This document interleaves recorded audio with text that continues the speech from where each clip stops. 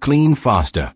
Derek Stone's boot slammed into Marcus Williams' back, sending the 42-year-old black janitor sprawling across the wet gym floor.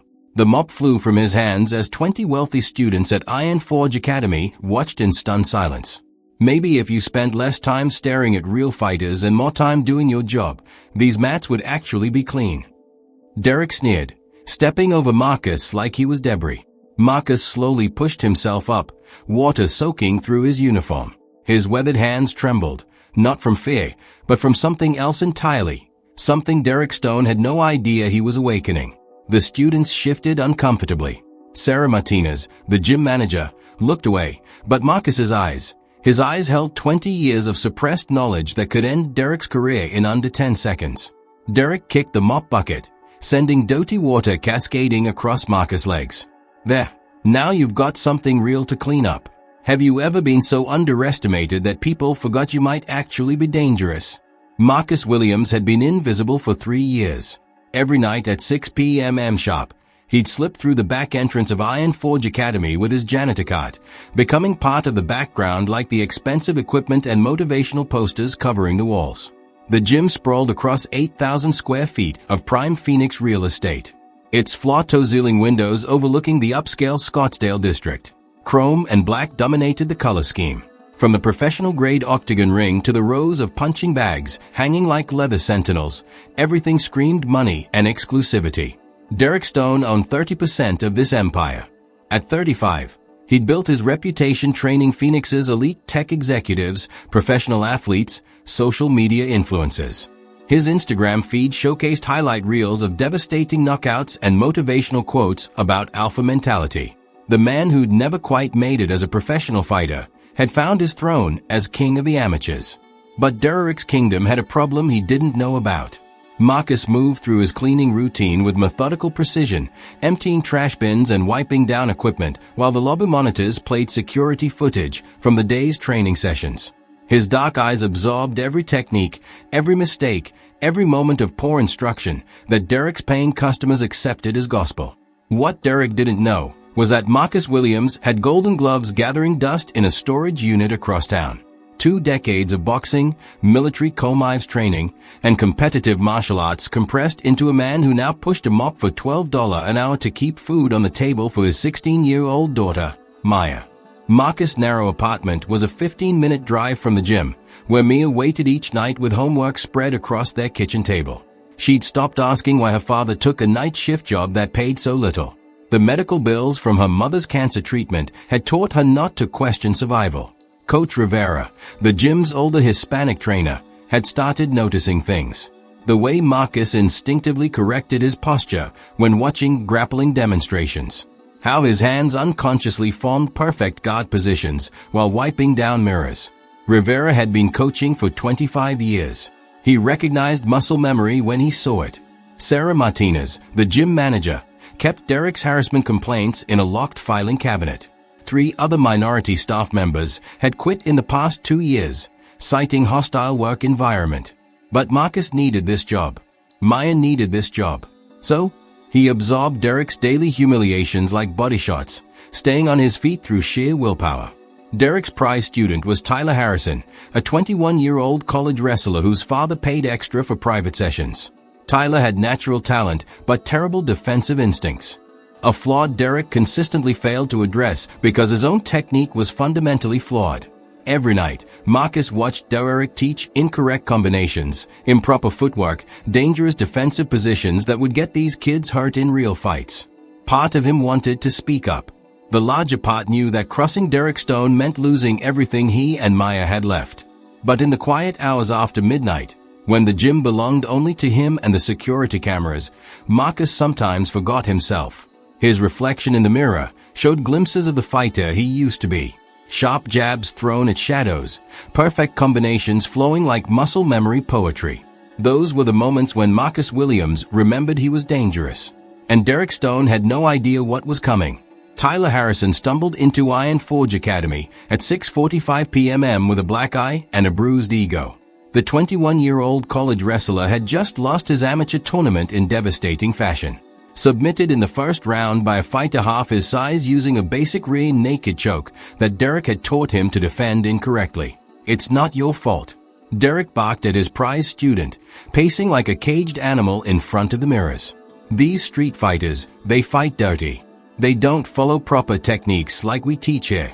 Marcus continued mopping near the equipment rack, but his hands tightened on the handle. He'd watched Derek teach Tyler that same flawed defense for months. Chin up, arms too wide, leaving his neck exposed like a dinner invitation. "The problem is these thugs learn to fight in alleys and gyms where anything goes," Derek continued, his voice rising. "They don't respect the art. They just swing wild and hope something lands. It's not real martial arts." Tyler nodded miserably, buying every word. Marcus' jaw clenched as he moved closer, ostensibly to clean around the heavy bags. "That's why technique always beats brute force," Derek announced, demonstrating the same incorrect rear naked choke defense that had gotten Tyler submitted. "See how I keep my chin high and my arms wide? That's the proper form." "No," Marcus whispered, the words slipping out before he could stop it. Derek froze mid-demonstration. "What did you say?"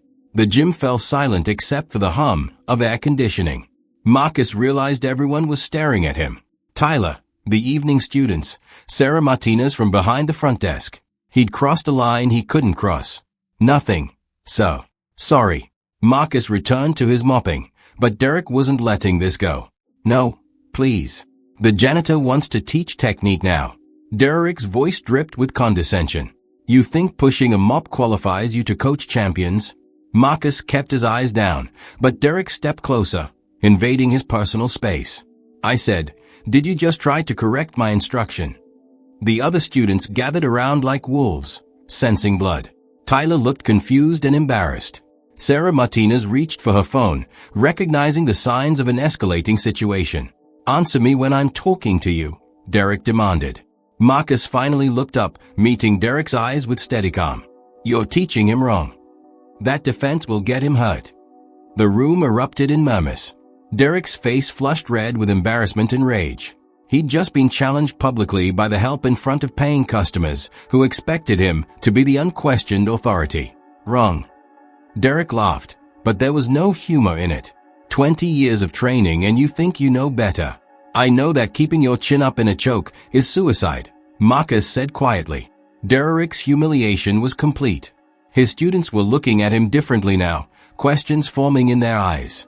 He needed to destroy this challenge immediately and permanently. "Fine, show us your expert technique." Derek pointed at the heavy bag. "Demonstrate proper form for the class." Marcus shook his head. "I just cleaned here. I'm ordering you to demonstrate. Unless you're admitting you don't know what you're talking about." The trap was perfect. Refuse and look like a fraud. Comply and reveal himself. Marcus looked around the room at Tyler's confused face, at Sarah's worried expression, at the students holding their phones. He walked to the heavy bag and dropped his mop. What happened next would change everything. Marcus' first combination flowed like water. A perfect jab, cross-hook sequence that snapped the 100 pounds bag back 3 feet. The chain groaned under the impact. His footwork was textbook perfect, his form flawless. The second combination nearly tore the bag from its mounting. Dead silence filled the gym. Derek's mouth hung open. Tyler's eyes widened in recognition. This was how real fighters moved. Marcus stepped back immediately, regretting his decision. Derek's face had gone from red to purple, his humiliation complete and public. "Don't ever disrespect me in my own gym again," Derek whispered, his voice shaking with rage. "Or you'll be looking for a new job tomorrow." But they both knew the damage was done. The students had seen something that would haunt Derek's nightmares. Proof that the janitor knew more about fighting than their expensive instructor. Derek Stone spent that entire night researching Marcus Williams on every database he could access. By dawn, he'd found fragments of a story that made his blood run cold. Amateur boxing records, military service documentation, and newspaper clippings from 20 years ago featuring a young Golden Gloves champion who looked exactly like his janitor. But instead of backing down, Derek's fragile ego doubled down on destruction. Week 1 began with systematic humiliation. Derek started scheduling emergency cleaning during peak training hours, forcing Marcus to mop around active sparring sessions. Students would sweat and bleed on floors Marcus had just cleaned, and Derek would stand over him, arms crossed, ensuring maximum degradation. "Careful around the equipment. Boy," Derek would announce loudly. "We can't help breaking anything expensive." The word boy became Derek's favorite weapon, delivered with just enough emphasis to make everyone uncomfortable, but not quite enough to trigger official complaints. Sarah Martinez watched from the front desk, taking notes. She hoped she'd never need to use. Marcus endured it with the patience of a man who'd survived worse. Maya needed her school clothes. The rent was due in 10 days. Pride was a luxury he couldn't afford. But Derek wasn't satisfied with quiet suffering. He needed total dominance. Every morning, Derek would arrive early to inspect Marcus' overnight cleaning, finding fault with perfectly spotless surfaces. "This mirror has streaks," he'd announce, pointing at an invisible flaw. "Do it again." Marcus would clean the same surface 3 times while Derek watched with satisfaction. The degradation became a daily ritual. Derek would time his bathroom breaks to coincide with Marcus' presence, ensuring he could deliver fresh insults about knowing your station and accepting reality. Other trainers began avoiding the confrontations, unwilling to witness the systematic destruction of a man's dignity. Week 2 brought psychological warfare. Derek had found those old newspaper articles and began sharing them with his inner circle, spinning a narrative of a washed-up has-been who'd never amounted to anything. "Did you know our janitor used to think he was a fighter?" Derek announced during a group session, loud enough for Marcus to hear. "Golden gloves, apparently. Look how that turned out." Tyler Harrison shifted uncomfortably. He'd been watching Marcus' movements since the heavy bag incident, recognizing something his instructor clearly didn't understand. The way Marcus unconsciously shifted his weight when watching technique demonstrations. How his hands formed perfect guard positions while wiping down equipment. Derek's social media posts became increasingly pointed. Photos of the gym's professional training environment always seemed to feature Marcus in the background, usually bent over cleaning something with captions about knowing your place and staying humble.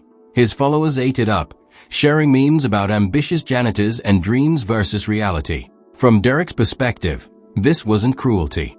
It was necessary dominance. His entire identity revolved around being the alpha male of Iron Forge Academy. Every student who walked through those doors needed to see him as the unquestioned authority. A janitor who could throw better combinations than he could was an existential threat that had to be eliminated. The harassment escalated daily. Derek would accidentally kick equipment into Marcus' path, forcing him to clean around obstacles. He'd time his loudest training sessions for exactly when Marcus needed to clean nearby areas, ensuring maximum disruption. He'd invite students to tell jokes about ambitious janitors while Marcus worked within earshot, their nervous laughter cutting like knives. Derek began bringing Marcus into demonstrations as a prop. "See how a real fighter maintains distance," he'd say, pushing Marcus backward while explaining technique. "Some people think watching makes them experts." The students laughed uncomfortably as Marcus steadied himself, never responding to the provocations. Week 3 brought the breaking point Derek had been building toward. "Marcus, hold pads for demonstration," Derek commanded during a busy evening session. It wasn't a request. Marcus looked up from organizing equipment. "I'm not trained for that, sir. You seemed pretty confident about technique last week. Hold the pads." 20 students formed a circle as Marcus reluctantly picked up the focus mitts. Derek began with light combinations, showing off for his audience, but gradually his strikes grew harder, testing Marcus' tolerance for pain and humiliation. "See how I'm targeting specific angles?" Derek explained to his students while throwing increasingly vicious shots at Marcus' padded hands. A real fighter adapts power to the situation. Marcus absorbed each impact without complaint, his military training keeping his face neutral even as his hands began to ache. But Derek wasn't done. He began throwing combinations that intentionally missed the pads, glancing off Marcus' forearms and shoulders. "Oops," Derek would say with fake concern.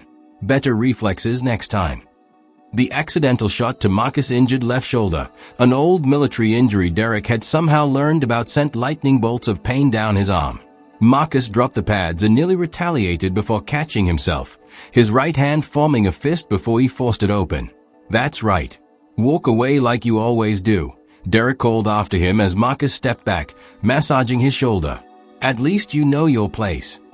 But Derek's masterstroke came that weekend.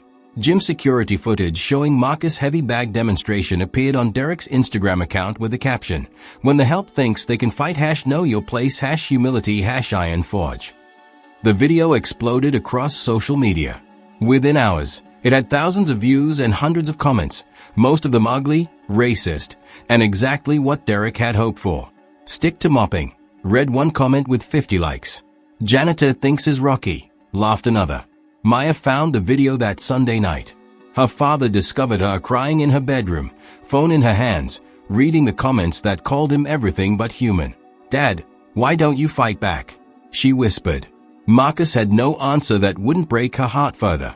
Coach Rivera found Marcus in the supply closet that Monday night, sitting among the cleaning chemicals with his head in his hands. "I saw the video," Rivera said quietly. Marcus didn't look up. "I need this job. That man is going to destroy you if you don't fight back." "I can't fight back.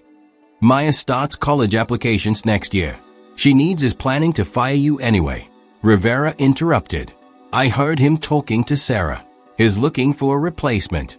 Marcus finally raised his eyes. For the first time since this began, Rivera saw something other than resignation there. Something dangerous was waking up. The gym clock read 2:17 a.m. when Marcus finally allowed himself to stop pretending.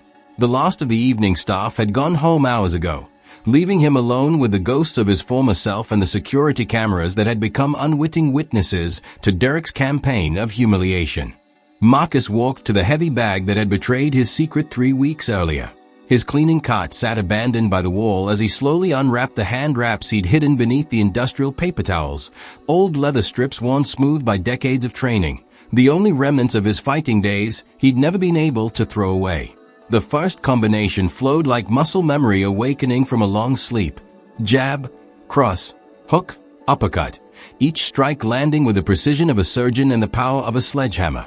The bag swayed under impacts that would have impressed professional trainers, had any been watching. But Coach Rivera was watching. The 60-year-old trainer had returned to collect his forgotten car keys and discovered something extraordinary through the gym's glass doors. Marcus Williams wasn't just throwing punches.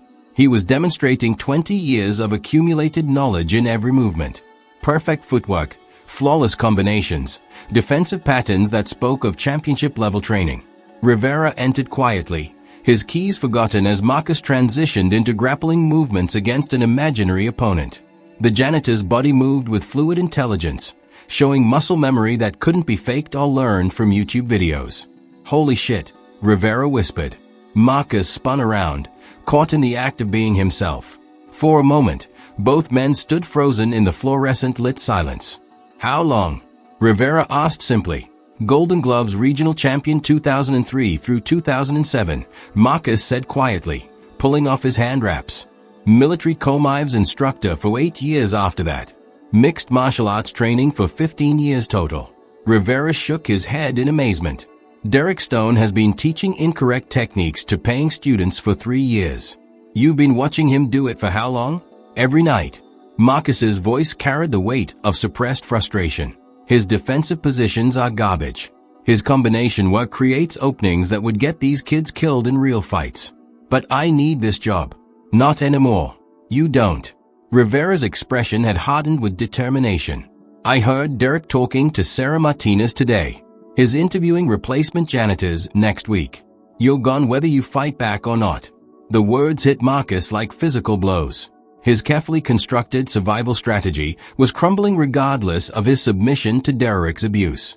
3 years of swallowed pride, endured humiliation, and silent suffering, all for nothing. "There's something else," Rivera continued. "The gym owner is conducting an investigation into Derek's conduct.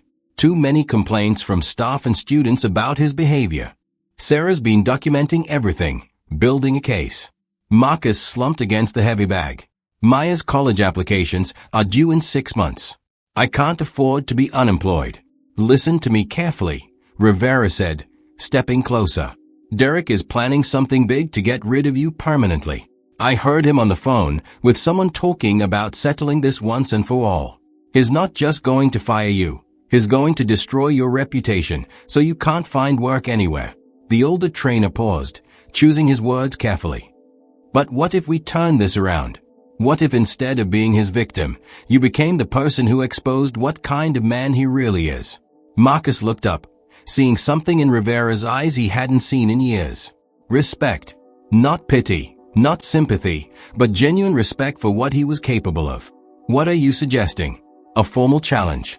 Fighter to fighter. You call him out publicly. Demand he face you in the ring to settle this like warriors instead of hiding behind his position of power. Marcus shook his head. He'll never agree to that. He will if you do it right. Derek's entire image is built on being the toughest guy in the room. If you challenge him publicly in front of his students and social media followers, his ego won't let him back down. Rivera pulled out his phone showing Marcus Deck's latest Instagram post. Another mocking video featuring security footage of Marcus cleaning with the caption, "Some people just can't accept their limitations."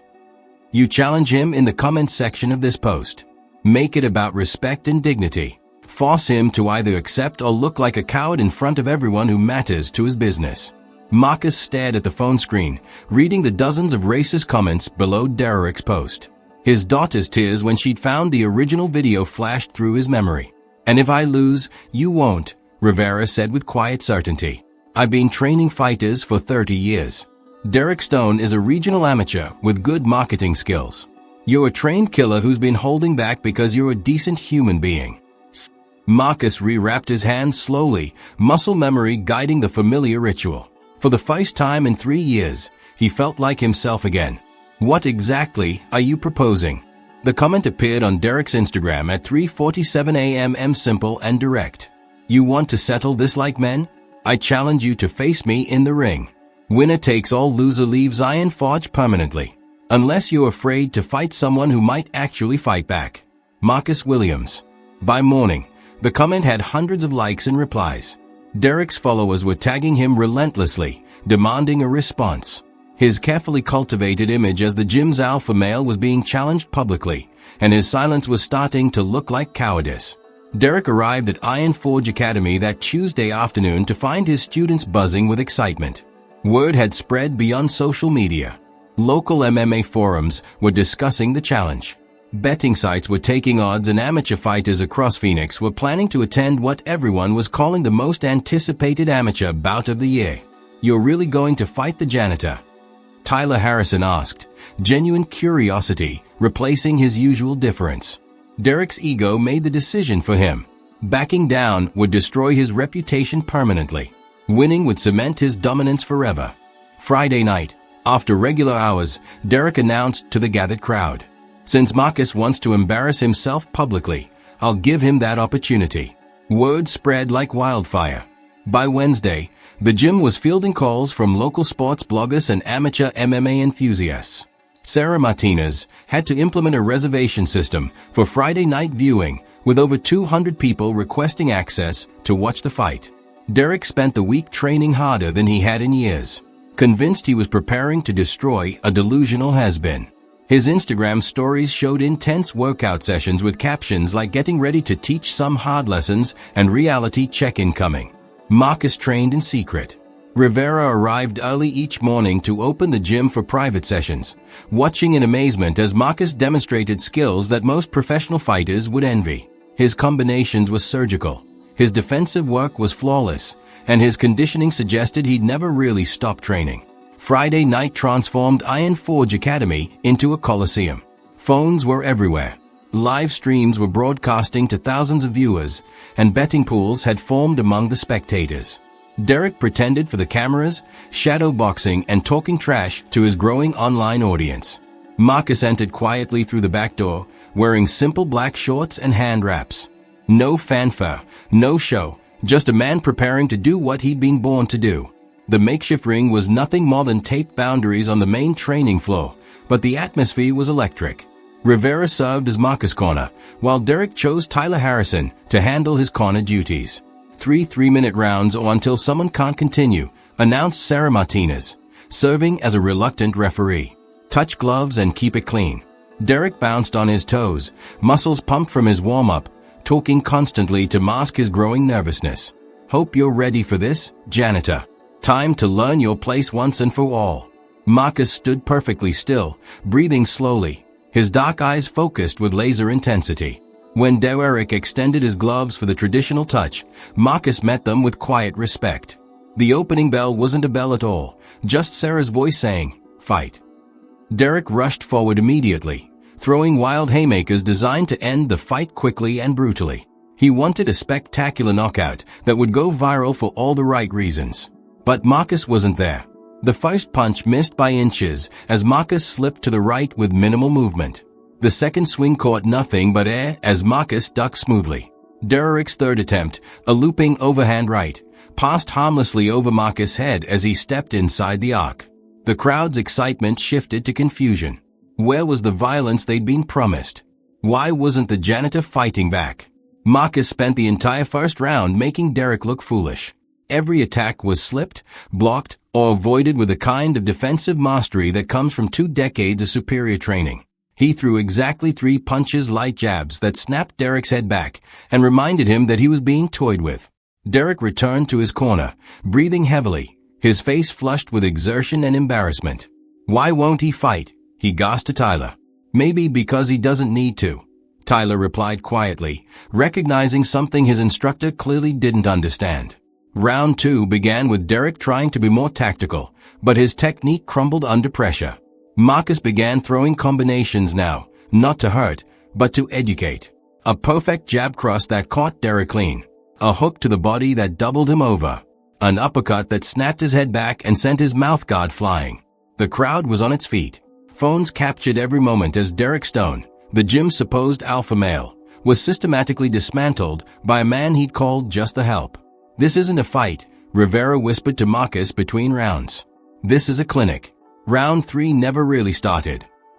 Derek came out desperate, throwing everything he had in wild, uncontrolled combinations. His form was completely gone, his defense non-existent, his cardio shot. Marcus had seen enough. Derek charged forward with a telegraphed right cross, putting all his weight behind a punch that would have knocked out an amateur. Marcus stepped inside the punch, his left hand coming up in a perfect hook that caught Derek on the point of his jaw with surgical precision. The sound was like a baseball bat hitting a watermelon. Derek Stone crumpled to the floor instantly, his body going completely limp before he hit the mats. The room fell silent except for the sound of dozens of phones capturing the moment that would define both men's futures. Marcus immediately dropped to one knee beside Derek, checking his pulse and breathing with the professionalism of someone trained in combat medicine. When Derek's eyes fluttered open 30 seconds later, Marcus helped him sit up slowly. "You all right?" Marcus asked quietly, genuine concern in his voice. Derek nodded weakly, his pride more damaged than his jaw. The crowd erupted in cheers and applause as the realization hit them. They just witnessed something extraordinary. Within minutes, the videos were uploaded to every social media platform. Number-sign justice for Marcus began trending within the hour. Professional fighters and trainers shared the footage with commentary about Marcus' perfect technique and incredible restraint. Derek Stone's reputation didn't just take a hit. It was completely obliterated in under 10 seconds of actual fighting. But as Marcus helped his former tormentor to his feet, showing the kind of class that Derek had never possessed, neither man realized that the real fight was just beginning. Derek Stone woke up Saturday morning to discover his world had ended overnight. The video of his knockout had exploded across every platform: TikTok, Instagram, Twitter, YouTube. Number-sign justice for Marcus was trending globally with over 2 million views and climbing. Professional MMA fighters were sharing the clip with captions like, "Perfect technique, and that's how it's done." But Derek's humiliation had only just begun. His first call was to his lawyer, Richard Kellerman, an expensive attorney who specialized in turning losses into lawsuits. "I need to see you immediately," Derek said, his jaw still aching from Marcus' surgical left hook. "I'm filing assault charges." By Monday morning, Derek had transformed from defeated bully into victim of unprovoked violence. Kellerman crafted a narrative that painted Marcus as an unstable employee who had ambushed his supervisor during what Derek claimed was supposed to be a light training demonstration. "My client feared for his safety," Kellerman announced to the Phoenix ABC affiliate that evening. Mr. Williams used professional-level violence against an amateur trainer who was simply trying to help him work through his anger issues. This was clearly a premeditated assault disguised as a sporting event. The arrest happened at Marcus' apartment complex at 6 a.m. Tuesday morning. Maya watched through their kitchen window as 3 police officers led her father away in handcuffs, her 17-year-old heartbreaking as neighbors emerged from their units to witness the spectacle. Derek's media blitz was perfectly orchestrated. He appeared on local morning shows with his jaw dramatically wrapped in gauze, speaking softly about his traumatic experience and his fear of further violence from someone he tried to help. "I gave Marcus Williams a job when no one else would," Derek told Channel 12's sympathetic anchor. "I tried to mentor him, to give him structure and purpose. This is how he repaid my kindness with violence and aggression that could have killed me." The selective editing was masterful. Security footage showed Marcus throwing the knockout punch, but conveniently omitted the weeks of harassment, the public humiliation, and Derek's own aggressive behavior leading up to the fight.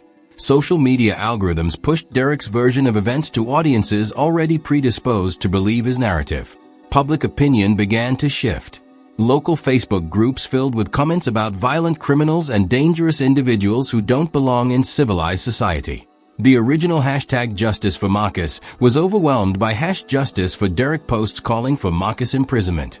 Marcus' court-appointed attorney, Jennifer Walsh, was an overworked public defender handling 47 other cases. During their 15-minute consultation, she reviewed Derek's claims with growing concern. "Mr. Williams, they are seeking felony assault charges with enhanced penalties for workplace violence," Walsh explained, her voice tired from too many impossible cases. "Mr. Stone's medical records show potential concussion symptoms. His lawyer is claiming lost income, emotional distress, and ongoing medical expenses totaling over $200,000. Maya sat in the courthouse hallway during her father's arraignment, watching Derek perform for the cameras outside. His injured jaw didn't prevent him from giving multiple interviews about his long road to recovery and his fear of retaliation. The legal proceedings moved swiftly. Kellerman filed motions to suppress the viral video evidence, claiming it was taken without proper consent and inflammatory to potential jurors. He demanded character witnesses for Derek and painted Marcus as a violent individual with extensive combat training who deliberately concealed his dangerous capabilities. Sarah Martinez found herself caught between 2 impossible choices. She possessed crucial evidence of Derek's harassment pattern, her carefully documented complaints, security footage showing weeks of abuse, and recorded conversations where Derek explicitly planned to destroy Marcus. But gym ownership pressured her to remain silent, fearing liability if Derek's behavior became public knowledge.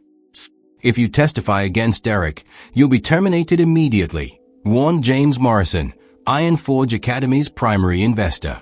"We can't have employees undermining our trainers, regardless of personal feelings." Meanwhile, Derek's social media following exploded. His victim narrative attracted thousands of new followers who saw him as a symbol of hardworking Americans threatened by dangerous criminals.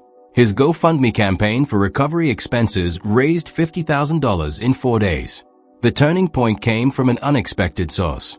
Maya Williams, devastated by watching her father's character assassinated daily on social media, created her own TikTok account and began posting videos defending him. "My dad is the most gentle man I know," she said in a video that would eventually reach 3 million viewers. "He worked night shifts cleaning that gym to pay for my school clothes and my mom's medical bills before she died. Derek Stone tortured him every single day for 3 years, and nobody helped him." Maya's videos humanized Marcus in ways his attorney couldn't.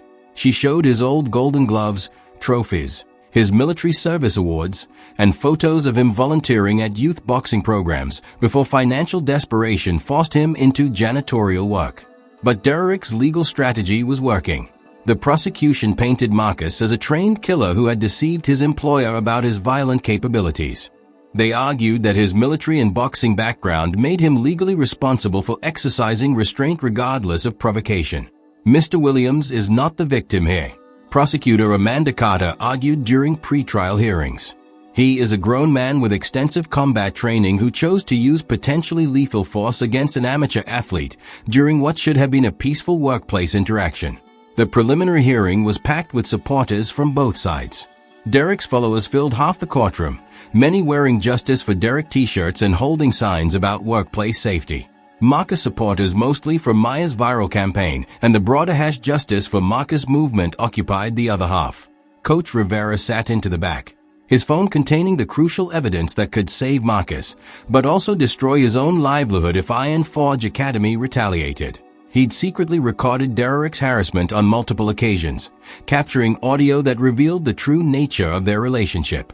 But as Rivera watched Marcus face the possibility of 5 years in prison for defending himself against 3 years of systematic abuse, he realized some things were more important than job security. That night, Rivera uploaded 17 minutes of audio recordings to a private YouTube channel and sent the link to Maya Williams with a simple message. "Your father is a good man who deserves better."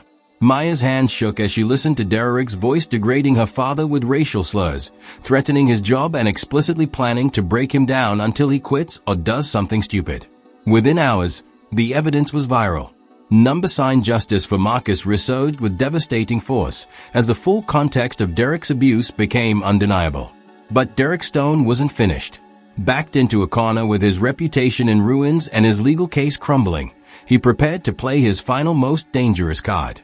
The Maricopa County Courthouse buzzed with tension on the morning of Marcus Williams' trial. Media vans lined the street. Protesters held signs supporting both sides, and security guards monitored crowds that had grown increasingly vocal since Rivera's audio recordings went viral 3 weeks earlier. Derek Stone sat at the prosecutor's table looking like a different man. The confident gym owner who had terrorized Marcus for 3 years was gone, replaced by someone whose reputation lay in smoking ruins. His social media following had collapsed from 200,000 to 30,000 overnight. Sponsors had withdrawn their support and Iron Forge Academy's membership was hemorrhaging. But Derek's lawyer, Richard Kellerman, remained confident in their strategy. Despite the damaging audio evidence, they still had one powerful weapon, the law itself. "Ladies and gentlemen of the jury," Kellerman began his opening statement. "This case is not about workplace harassment or hurt feelings. This case is about a trained fighter who used potentially lethal force against an amateur athlete who posed no real threat to him." Kellerman painted Derek as the true victim, a man whose career had been destroyed by a single moment of violence that could have easily resulted in death or permanent brain damage. He emphasized Marcus' extensive combat training, his military background, and his deliberate concealment of his fighting abilities. "Mr. Williams is not some helpless janitor," Kellerman argued. "He is a Golden Gloves champion and military combatives instructor who knew exactly how dangerous his actions were. The law is clear. Superior training creates superior responsibility." Marcus' attorney, Jennifer Walsh, had been transformed by the case's viral attention. Pro bono legal support from high-profile civil rights lawyers had given her resources she'd never possessed before. But she still faced an uphill battle against Arizona's strict assault statutes. Derek's testimony was masterful theater. Still wearing a subtle neck brace for ongoing injury symptoms, he spoke in measured tones about his traumatic experience and his genuine fear for his safety. "I thought I was going to die," Derek said, his voice breaking slightly. "One moment we were having a friendly competition. The next moment I was unconscious on the floor. I still have nightmares about that punch." Kellerman guided Derek through selective memories that painted him as a mentor figure who had tried to help Marcus channel his obvious frustration into positive outlets. Derek claimed the fight had been Marcus' idea, describing it as an unprovoked attack during what I thought was a training exercise. The cross-examination was brutal. Walsh had spent weeks preparing for this moment, armed with Rivera's recordings and testimony from multiple witnesses. "Mr. Stone, in your own words recorded on March 15th, you told Coach Rivera, and I quote, 'I'm going to break that boy down until he quits or does something stupid.' Do you remember saying that?" Derek's composure cracked slightly. "I don't recall that specific conversation. You called Mr. Williams boy consistently for 3 years, didn't you? I may have used casual terms." "Casual terms?" Walsh's voice rose. "Mr. Stone, we have 17 different audio recordings of you using racially charged language to demean Mr. Williams. Are you telling this jury those were casual terms?" Derek's face flushed red, his carefully maintained victim persona beginning to slip.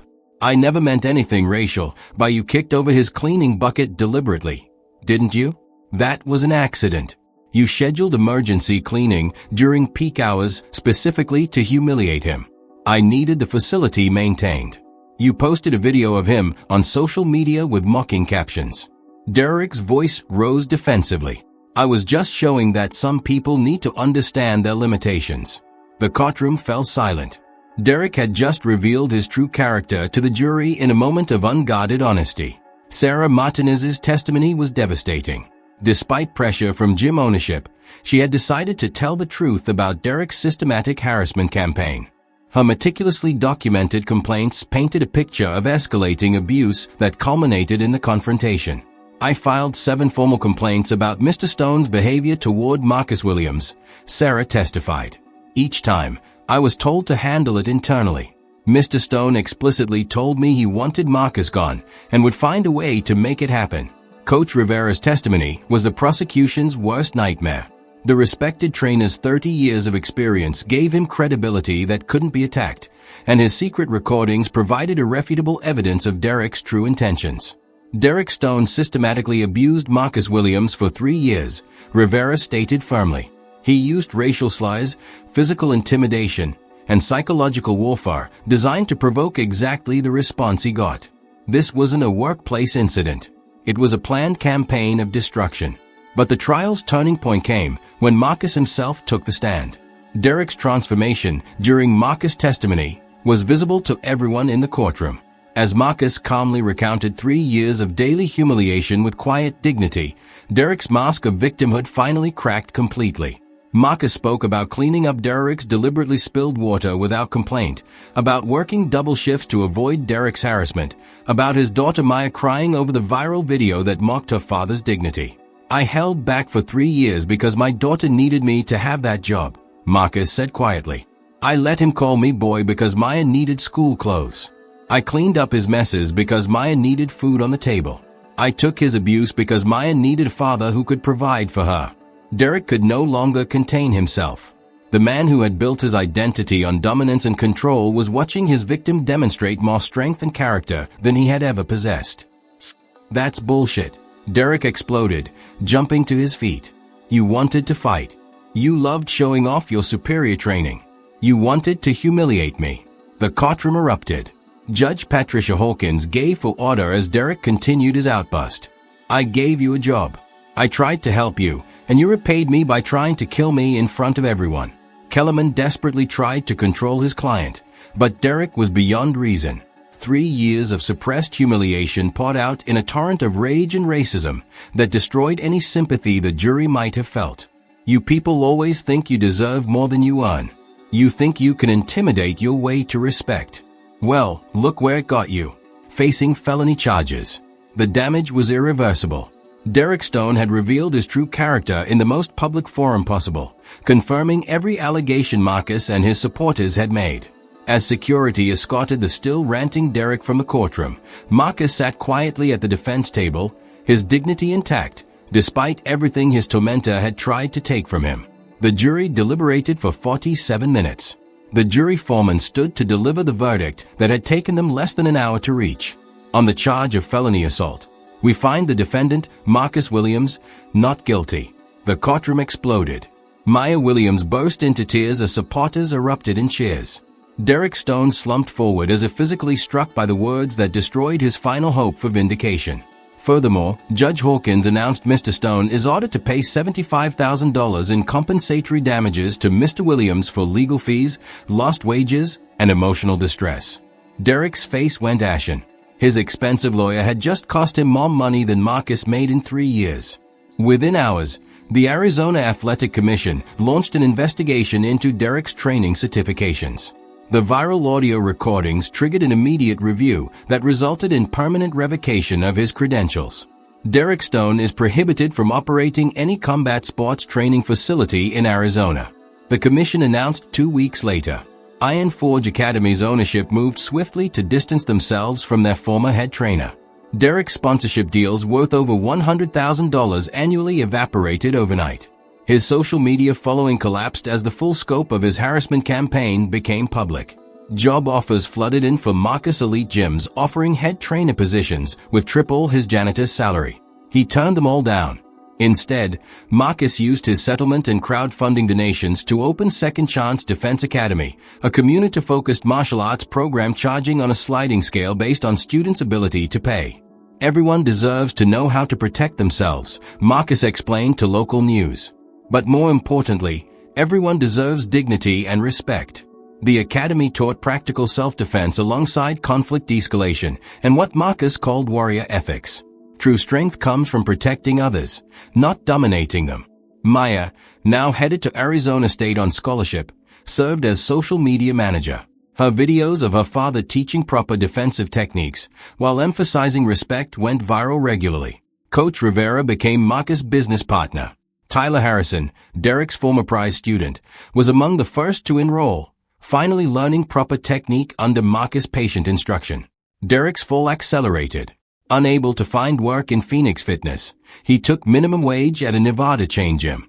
3 former staff members filed discrimination lawsuits using Rivera's recordings, adding tens of thousands to Derek's growing debt. The #Justice for Marcus hashtag evolved into #SecondChanceDefense, representing a fundamental shift in martial arts culture toward respect, inclusion, and genuine warrior ethics over toxic machismo. Professional fighters visited Marcus Academy to train with the man whose perfect technique and unwavering character had exposed the difference between real strength and aggression. 6 months later, Second Chance Defense Academy had become more than a business. It was a movement that proved true warriors lift others up instead of tearing them down. Derek Stone's greatest punishment was watching Marcus Williams become everything Derek had pretended to be. Respected, successful, and genuinely admired by people whose opinions actually mattered. 1 year after that knockout punch changed everything, Marcus Williams stood in the center of his own academy, watching 12-year-old Sofia Martinez practice the defensive techniques that might one day save her from the kind of bullying that had nearly destroyed her father's spirit. Second Chance Defense Academy had grown beyond Marcus' wildest dreams. The 6,000-square-foot facility in downtown Phoenix buzzed with activity 18 hours a day. Children learned anti-bullying tactics alongside senior citizens mastering practical self-defense. Former gang members trained next to suburban soccer moms, all united by Marcus' philosophy that respect and dignity were earned through character, not violence. The academy's impact rippled far beyond Phoenix. Over 300 gyms across North America had adopted the Marcus Williams standards: mandatory anti-harassment policies, character-based instruction, and zero tolerance for discrimination. The International Mixed Martial Arts Federation created an annual award in Marcus' name recognizing instructors who embodied warrior ethics in their communities. Maya Williams graduated Arizona State with honors. Her sociology thesis, From Janitor to Hero: How Social Media Amplifies Justice Movements, becoming required reading in multiple universities. She'd been accepted to Harvard Law School with plans to specialize in workplace discrimination law. "My father taught me that real strength isn't about winning fights," Maya said during her TEDx talk that reached 2 million viewers. "It's about having the courage to stand up when standing up costs you everything." Derek Stone's story became a cautionary tale taught in business ethics courses. Now 37 and working at a small gym in rural Montana, he'd lost his house, his social media following, and most importantly, his sense of identity. His occasional attempts to rebuild his reputation were met with immediate reminders of his documented harassment campaign. But Derek's downfall served a greater purpose. It proved that bullies could face real consequences when their victims found the courage to fight back and communities chose to support justice over comfort. The documentary Second Chance: The Marcus Williams Story premiered at the Sundance Film Festival, earning critical acclaim for its unflinching examination of workplace racism and the power of viral justice movements. Netflix acquired distribution rights, bringing Marcus' story to a global audience of 40 million viewers. Professional MMA fighters regularly visited the academy to train with Marcus, drawn by his technical excellence and philosophical approach to combat sports. Former UFC champion Daniel Cormier called Marcus the most important martial arts instructor in America today during a podcast interview that reached 3 million listeners. The Academy's scholarship program, funded entirely by donations from Second Chance Defense supporters, provided free training to over 400 low-income students annually. Marcus' philosophy was simple: everyone deserves the tools to protect themselves and the wisdom to use those tools responsibly. Coach Rivera, now in his early 60s, served as the Academy's head instructor, while Marcus focused on expanding their anti-bullying programs into public schools. Their curriculum had been adopted by 17 school districts, reducing bullying incidents by an average of 60% in participating schools. Tyler Harrison competed professionally now, his improved technique under Marcus instruction leading to an undefeated amateur record and a promising professional debut. His Instagram posts consistently credited his transformation to learning real warrior values at Second Chance Defense. The Academy's walls displayed hundreds of thank you letters from students whose lives had been changed by Marcus' teachings. Former victims of bullying shared stories of newfound confidence. Parents described children who'd learned to stand up for others instead of standing by while others suffered. Sarah Martinez, who'd found the courage to testify despite corporate pressure, now served as the Academy's business manager. Her decision to support justice over job security had cost her position at Iron Forge, but gave her something more valuable, the knowledge that she'd helped save an innocent man's life. Marcus' morning routine hadn't changed much. He still arrived early, still cleaned his own facility, still moved with the quiet dignity that had carried him through 3 years of systematic abuse. But now he cleaned floors he owned in a business built on principles he'd never compromise. The heavy bag that had revealed his secret hung in the Academy's place of honor, accompanied by a plaque reading, "Sometimes the most dangerous person in the room is the one everyone underestimates." If this story moved you, share it with someone who needs to remember that bullies can be defeated when good people choose courage over comfort. Subscribe for more stories that prove ordinary people can achieve extraordinary justice when they refuse to accept extraordinary injustice. Remember, true warriors don't create victims, they create other warriors. The Academy's mission statement, written in Marcus' own handwriting, covered the main wall in elegant script. "We teach people to fight, so they'll never have to fight. We build strength so our students can protect the weak. We demand respect by showing respect. This is the warrior way." As the afternoon sun streamed through the Academy's windows, casting long shadows across mats where former enemies now trained side by side, Marcus Williams smiled. He'd lost a job as a janitor and found his purpose as a teacher. Some victories are worth waiting 20 years to achieve.